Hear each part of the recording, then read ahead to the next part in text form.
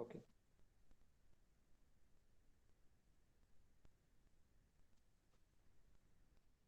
So we discussed that for solids, you can assume that viscosity tends to infinity because there is no rate of deformation. There is just some deformation, and then the solid stops deforming. There is no rate of deformation. It does not continue to deform like liquids. So this limit, viscosity tends to infinity for liquids, is also known as creeping flow limit. Creeping suggests that it is very slow flow, so it is creeping flow. Some examples that we can think of are glacier flows, the flows which happens over several years or months. So if you go now and look at a glacier, it will look like a solid, but actually there is some flow happening over a few months. Okay, it is a very slow flow. So you can use this limit mu tends to infinity for that kind of flow. Or if the flow is very slow, you can observe it within a day or within some hours. Let's say a particle, uh, if you have some liquid, let's say this is filled with very viscous liquid like honey. This container contains honey, and you drop a small grain of sand, which is slightly heavier than honey.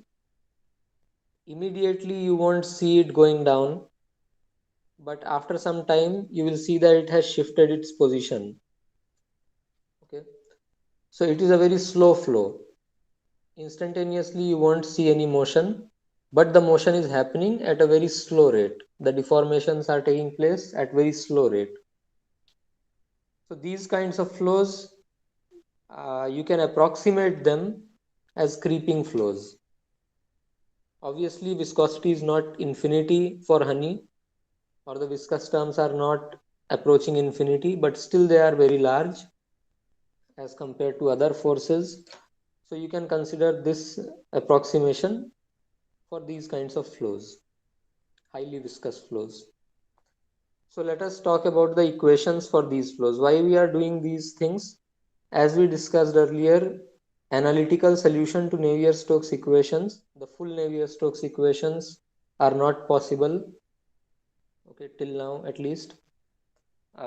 You can obviously use computational fluid dynamics or other methods, computational methods, to solve the Navier-Stokes equations directly, okay, with some error, some computational error. But analytically, it is not possible to solve the equations completely. So that's why we are discussing these different limits. Viscosity tends to zero or infinity or other limits by taking different approximations. Why we are doing that? So that we can make the equation simpler, so that the analytical solution is possible for these kinds of equations. Okay. So in viscid flow, we have already discussed. We saw Bernoulli equation. Now we are discussing this creeping flow limit. So let us write down the full Navier-Stokes equations and then see how we can derive the creeping flow equations. Okay. The first equation that we have obviously is mass conservation equation or continuity equation, del dot U equal to 0. Here we have assumed that the fluid is incompressible.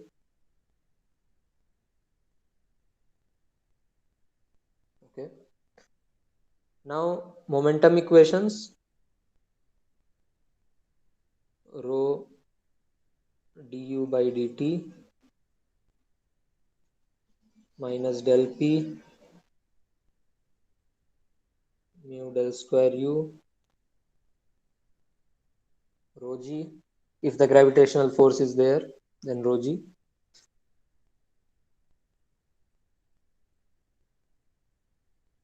Okay.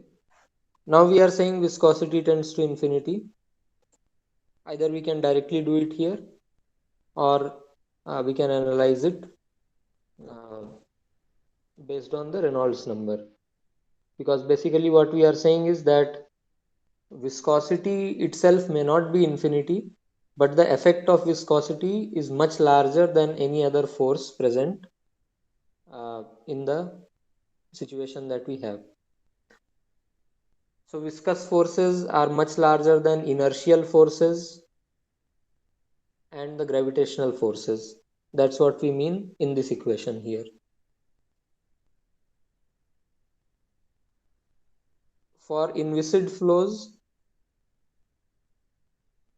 Reynolds number, which measures the ratio of inertial to viscous forces, this was almost infinity, close to infinity.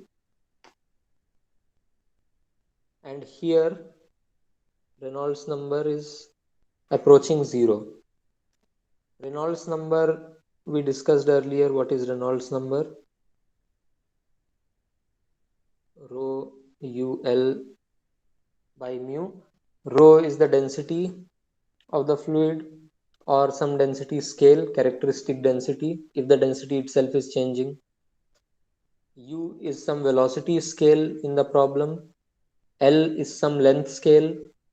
For ships and airplanes, we discussed it can be length of the wing or length of the entire ship, something like that. And mu is the viscosity. So when viscosity is close to 0 or viscosity is negligible as compared to other forces, that is the inertial force here, then you can say that this tends to infinity. That is the inviscid limit. And the creeping flow limit will be when this goes to 0.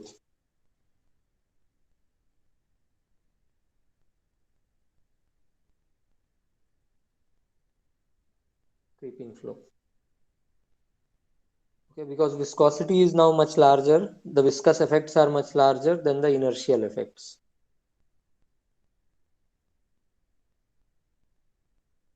Okay. So if we directly derive the equation from here, we have to do an order analysis. We have to look at the order of magnitude of each term in this equation. Okay.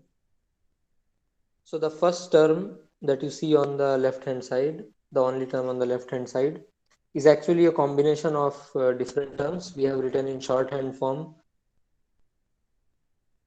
How many of you know already the difference between this derivative of uh, some quantity A and the partial derivative of that quantity? Can you please raise your hands if you already know the difference between these two?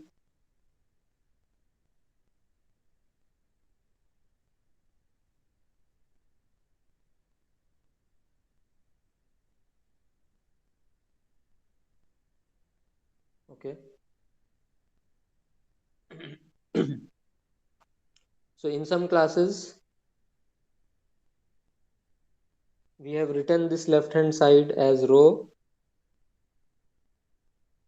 dou u by dou t plus u dot del u. Okay. And now in shorthand form, we are writing this as rho du by dt, capital D, u by dt. So what is the meaning of this d dt and this del by del t or dou by dou t? So let's see that. How many of you know what a partial derivative is? Can you raise your hands?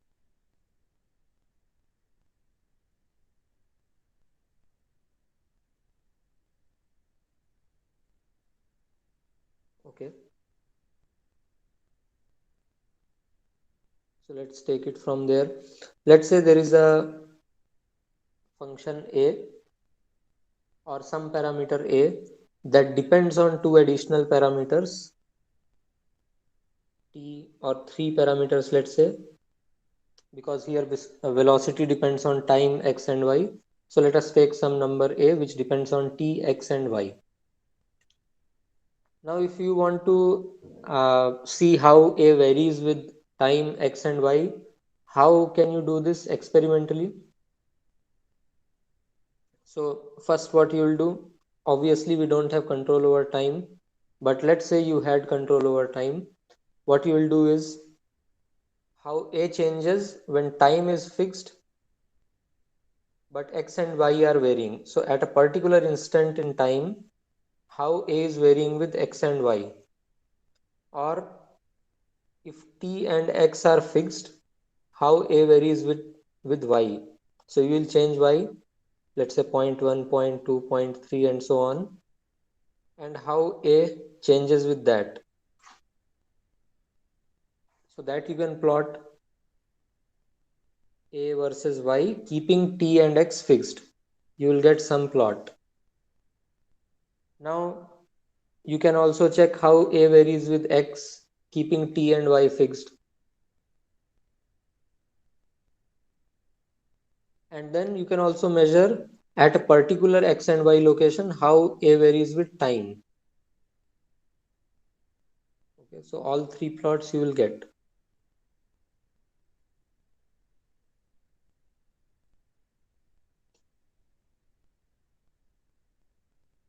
something like this. You can find out, and you have to do this for all values of time and x. Okay, the second plot you will have to get for all values of x and y, all positions in space, and the third plot for all t and y. Only then will you have a complete idea about how a varies with x, y and t. And then you can plot on a four-dimensional space in this case. So you have a as one axis, x, y and time. Obviously on a paper you cannot plot this, even in 3 dimensions you cannot represent this, but on a four-dimensional plot somehow you can plot a hypersurface here, okay, which will give an idea how a varies with x, y and time. If a depended on only two parameters x and y, then you could have plotted it on a three-dimensional plot at any x and y, let's say this particular x and this particular y. What is the value of a? So this axis is a, let's say this is a, then you can take some other x, some other y, and then what is the value of a, and like that you will fill all the points here and you will get some surface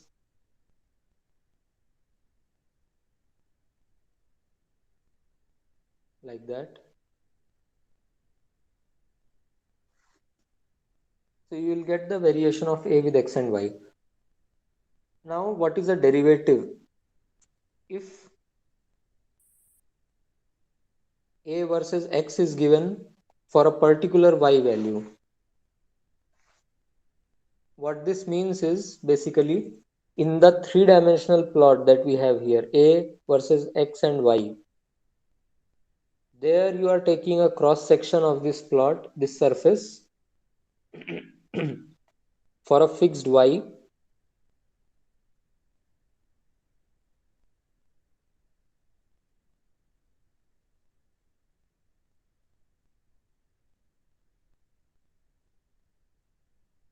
okay, like this.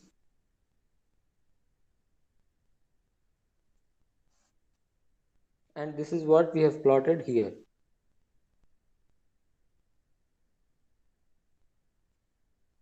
Okay, I hope this is clear till now.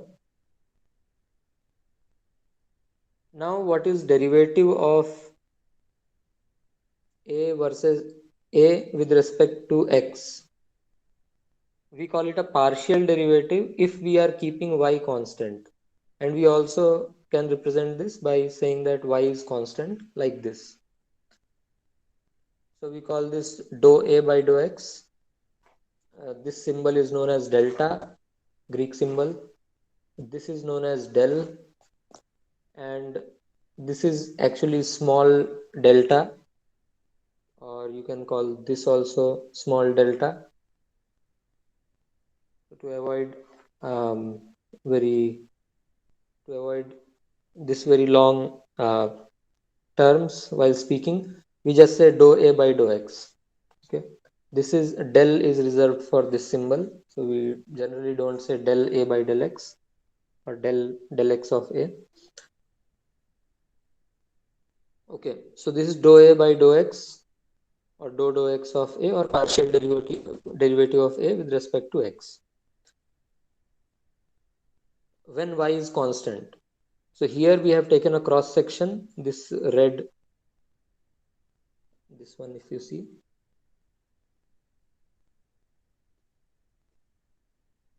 and we have plotted it here. And now if you take the derivative at any point, the slope of the line at any point, then you get the derivative of a with respect to x for a fixed y. This is known as partial derivative because we are partially taking the derivative not with respect to both x and y, but only with respect to x. Okay. Now similarly, you can say dou a by dou y when x is constant. So that will be when you take a cross section the other way. For a fixed x, you plot a versus y and then take the derivative of that plot. You will get the partial derivative of a with respect to y for a fixed x. Now let's see something else here. Let's see a physical situation now. Let's say there is a river.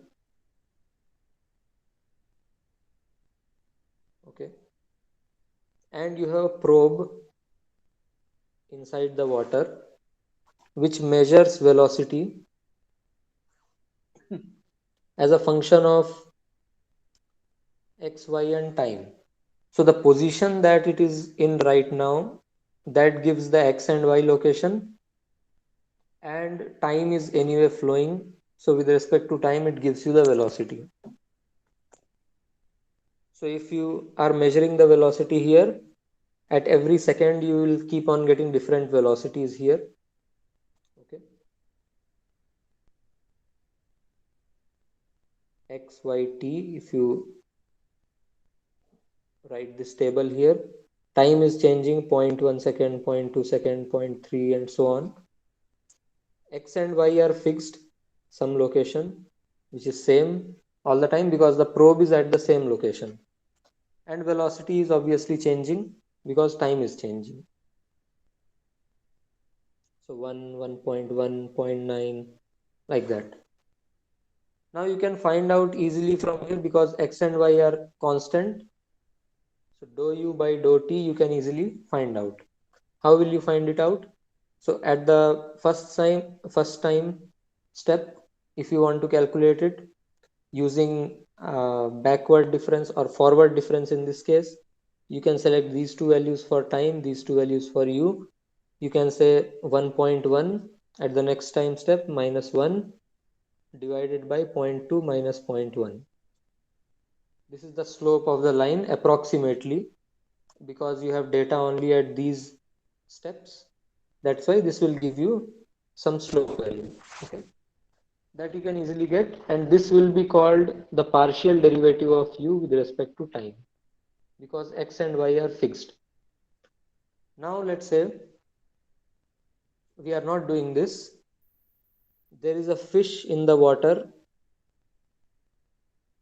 and you attach the probe to this fish. Okay, and the fish maybe a robotic fish or something like that. It is very light.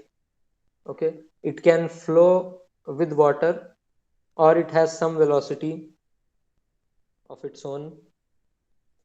Let's consider the first case where it has some velocity. The fish has some velocity in the x direction and the y direction.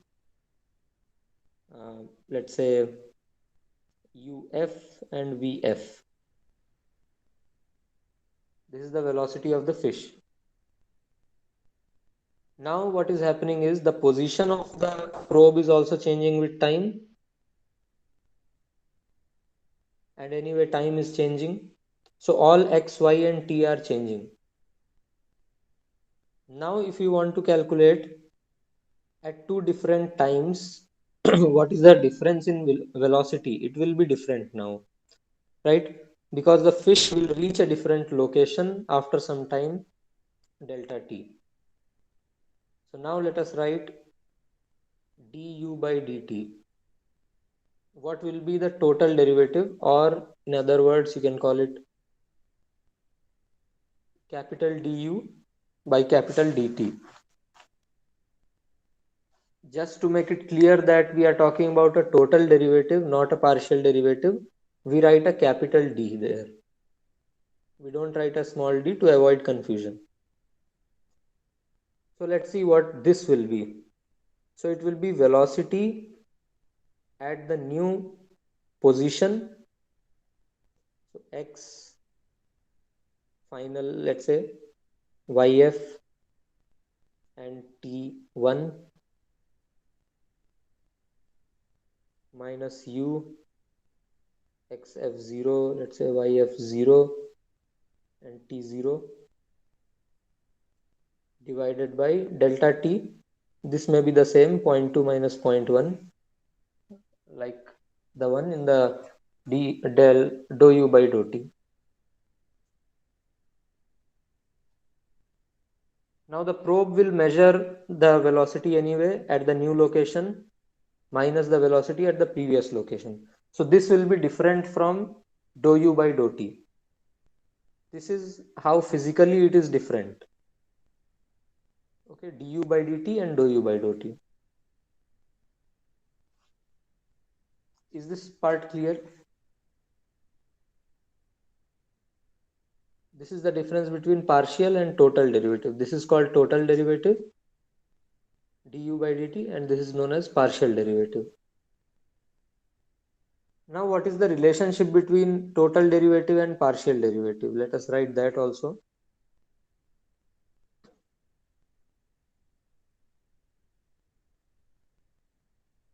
This you can remember it like this. This is basically dou u by dou t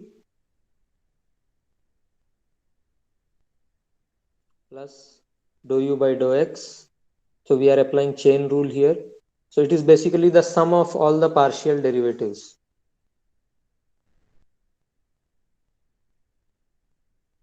So this is dou u by dou x by dou t, dou u by dou y by dou t. There is a mathematical proof for this. You can check it anywhere in standard textbook of maths. You will find this. So du by dt can be written like this: dou u by dou t.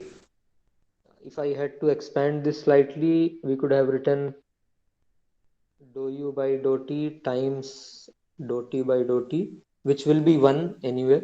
So we have not written that. And then dou u by dou x times dou x by dou t plus dou u by dou y times dou y by dou t. Now what is this dou x by dou t? How is the position changing with time? So here how is the x position changing with time? It is uf, right? Uf is the velocity in x direction. So you can write this as dou u by dou t plus uf dou u by dou x plus vf dou u by dou y. Okay, this is the total derivative.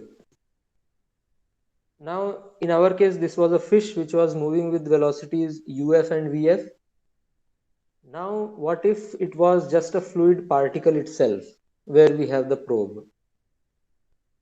So we are tracking a fluid particle.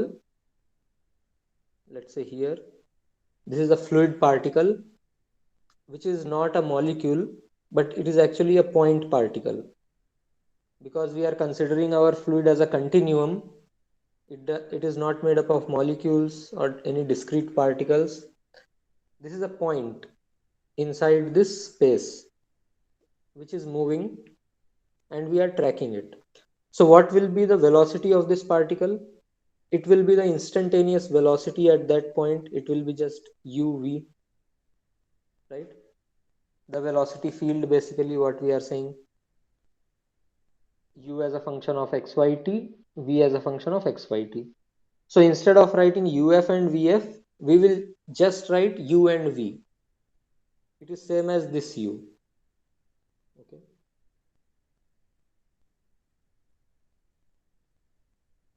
Okay, let me write it here.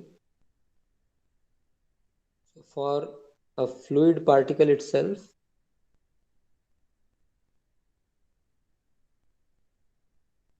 du by dt, or which is same as du by dt capital, it will be partial derivative with time u dou u by dou x, v dou u by dou y. Okay. Now what is this term? This is u I cap plus v j cap, which is the velocity vector, dotted with dou u by dou x plus dou v by dou y, which is what? In continuity equation we have already written that. Is it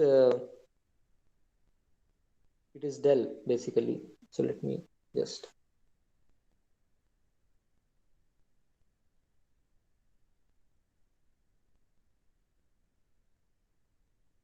I cap. Okay. If you dot u I cap plus v j cap with dou by dou x I cap, dou by dou y j cap, you are going to get the operator u dou by dou x plus v dou by dou y. And this whole thing is operating on u in this case. Or it can be u vector also. So this is u vector dot with del operator acting on u. Or if you are writing in vector form, if this is a vector, then everything here is a vector. Then you can write it like this also,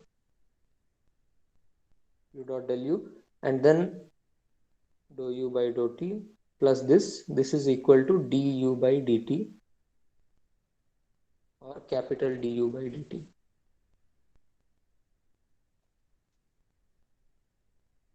I hope this is clear.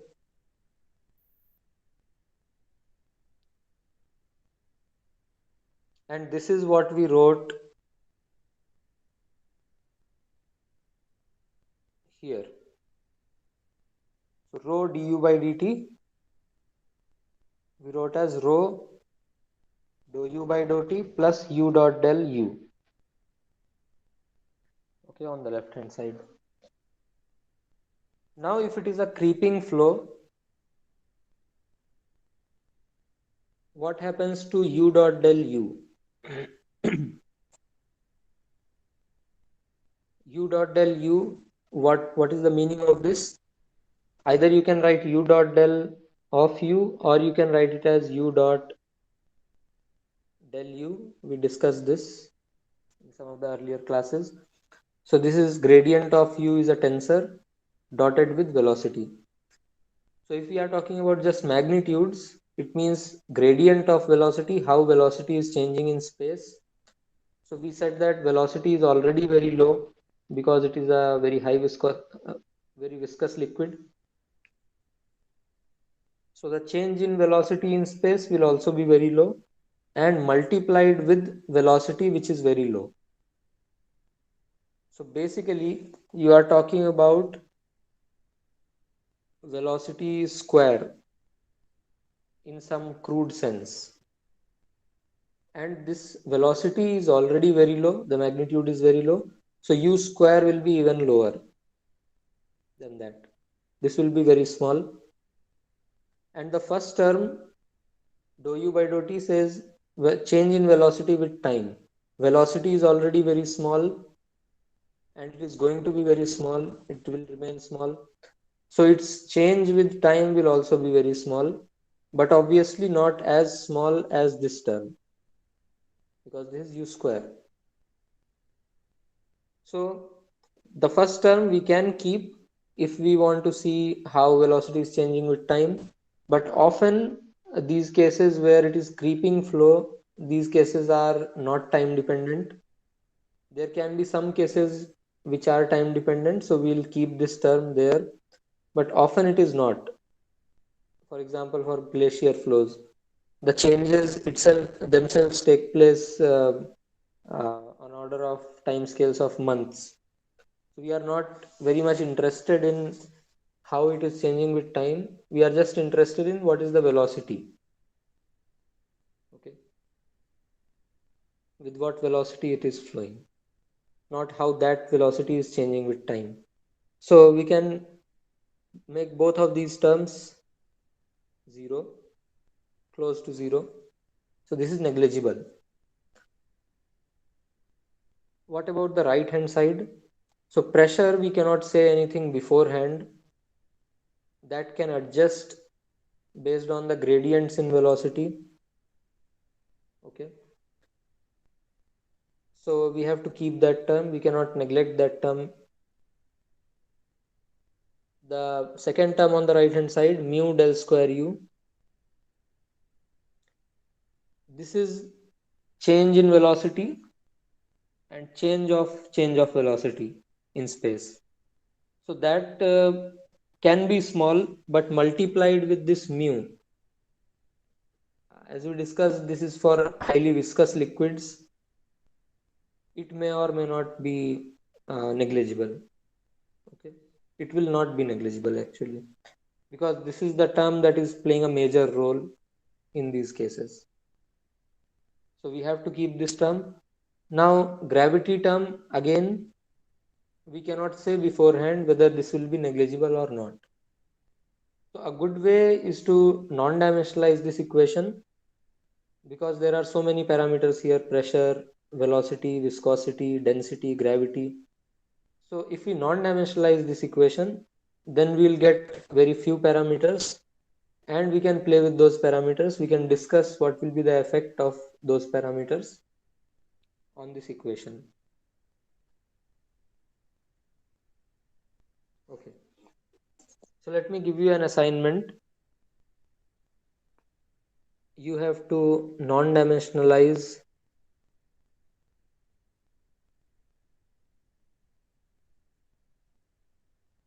the creeping flow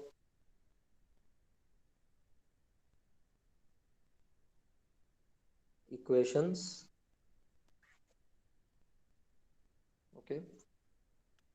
Basically, this equation non-dimensionalization will give you the same continuity equation. So basically, the momentum equation you have to non-dimensionalize. Find the parameters there. Find the dimensionless numbers that appear,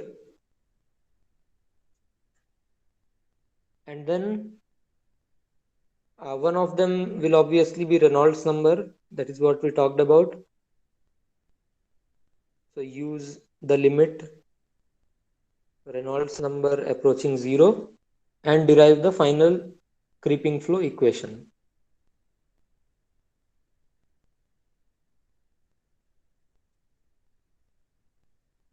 To get the final dimensionless equation.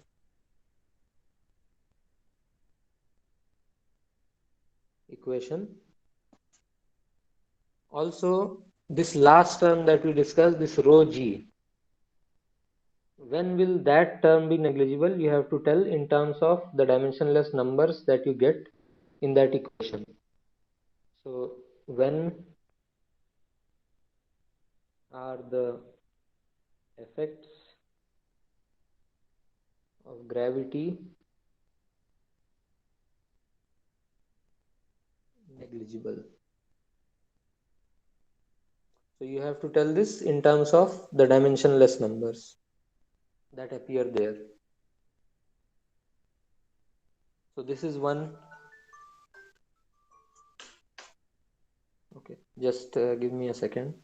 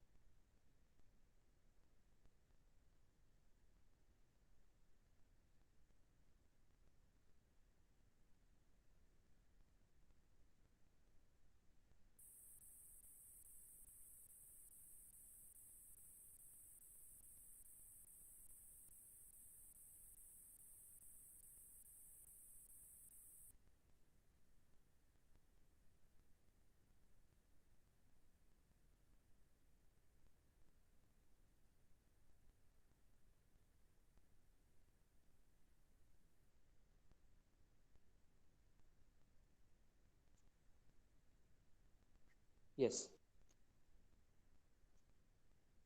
Okay. This is question number one.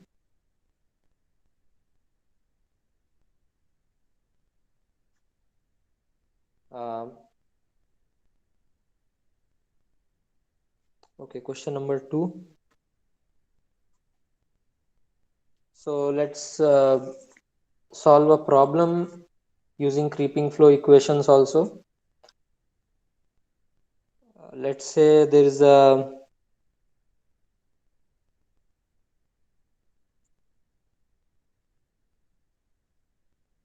sheet of ice that is a glacier.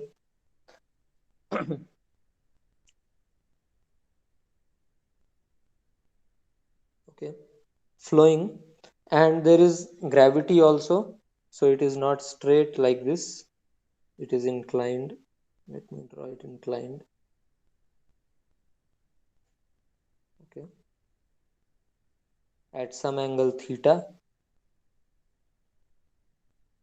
there is gravity, and this is the sheet of ice which has a fixed no, that is, this is height h. Okay, to make the calculations easier, you can consider this as your x direction and that as your y direction. Okay, otherwise the problem will be more difficult to solve. And this h, the height of the glacier from the ground, that depends on x, and there is no extra pressure gradient here. There is the pressure gradient only because of gravity.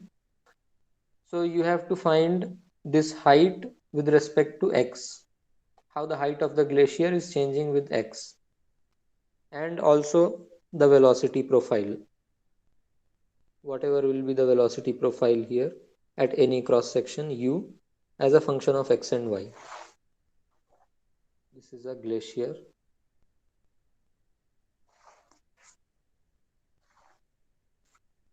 Okay, so you have to submit this by next week, that is Wednesday, Wednesday night. Okay,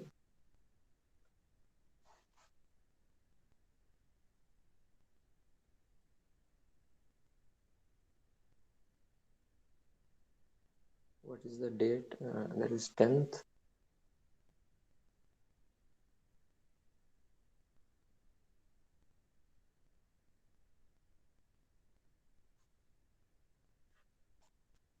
Okay, is there any question?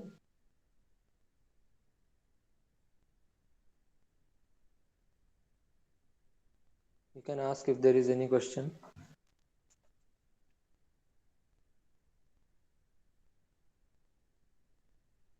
If there is none, we'll stop here.